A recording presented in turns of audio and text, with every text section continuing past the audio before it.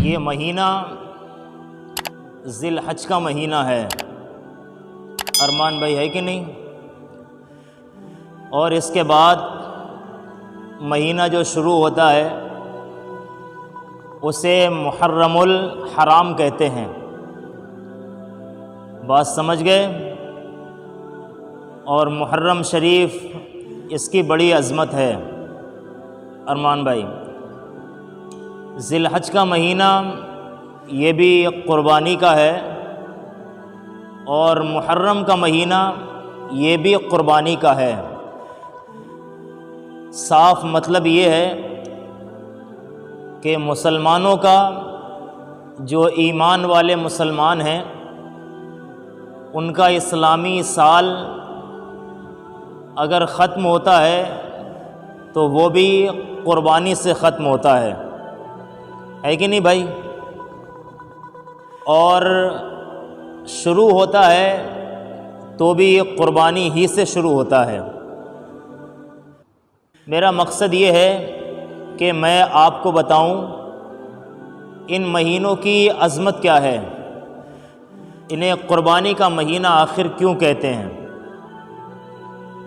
ذی الحج کے مہینے میں سنت ابراہیم جو اللہ کے خلیل اور اللہ کے دوست ابراہیم علیہ السلام کی سنت کو ادا کرتے ہیں ذی الحج کے مہینے میں قربانی کر کے، اور محرم شریف میں ہم نماز پڑھ کے اور قرآن عظیم کی تلاوت کر کے، اپنے گھر میں وظائف پڑھ کے اور غریبوں کی مدد کر کے، اور غم حسین میں آنکھوں سے آنسو بہانے کے سبب اپنی بخشش کی دعائیں مانگتے ہیں۔ آپ کو میں بتاؤں ساری دنیا ارمان بھائی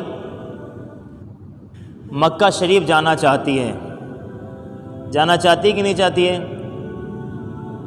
ساری دنیا مدینہ دیکھنا چاہتی ہے، اور جو مکہ شریف جاتا ہے یہ کعبۃ المکرمہ یہ اللہ کا گھر ہے اور پاک گھر ہے۔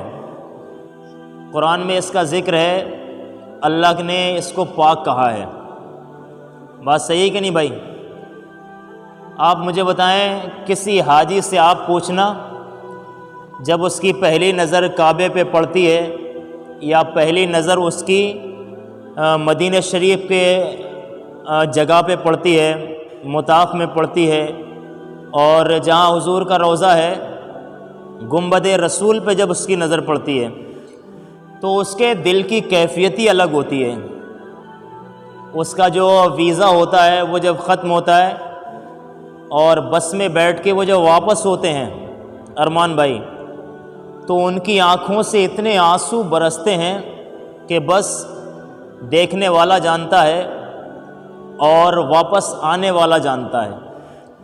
یہ بات میں نے اتنی کہہ دی، مجھے جو بات بتانی ہے وہ آپ سنیے۔ مدینہ شریف اور مکہ شریف جانے والے لوگ اتنا روتے ہیں ارمان بھائی، بات ہے کہ نہیں؟ آپ بتاؤ واپس آنے کے لیے لوگ روتے ہیں، کوئی چھوڑنا نہیں چاہتا، لیکن اللہ کے رسول صلی اللہ تعالیٰ علیہ وسلم کے نواسے نے ہمارے لیے اور اسلام مذہب کے لیے وہ پاک گھر خانہ کعبہ، وہ پاک زمین جس کو مدینہ کہتے ہیں ہمارے لیے چھوڑ دیا۔ ارمان بھائی آپ کا دل چاہے تو سبحان اللہ کہہ دیں ارمان بھائی، سمجھے آپ، ہمارے لیے چھوڑ دیا۔ آپ سے میں گزارش کر رہا ہوں جتنی تکلیفیں کربلا میں اٹھائی ہیں حسین نے، اب ہمیں اٹھانے کی ضرورت نہیں ہے، لیکن کچھ چیزیں ایسی ہیں جنہیں آپ کو یاد رکھنا ہے۔ محرم میں یہ جو اتنے اواشی قسم کے کام ہوتے ہیں ان سے بچیے گا۔ آپ کو پہلی بات بتاؤں، دنیا میں کربلا صرف ایک ہے اور وہ عراق میں ہے، جہاں حسین اپنے ساتھیوں کے ساتھ تھے۔ یہ گاؤں گاؤں جو کربلا ہے، یہ اس کی کوئی بھی اسلام میں گنجائش نہیں ہے، یہ کوئی کربلا نہیں ہے۔ صحیح ہے ارمان بھائی؟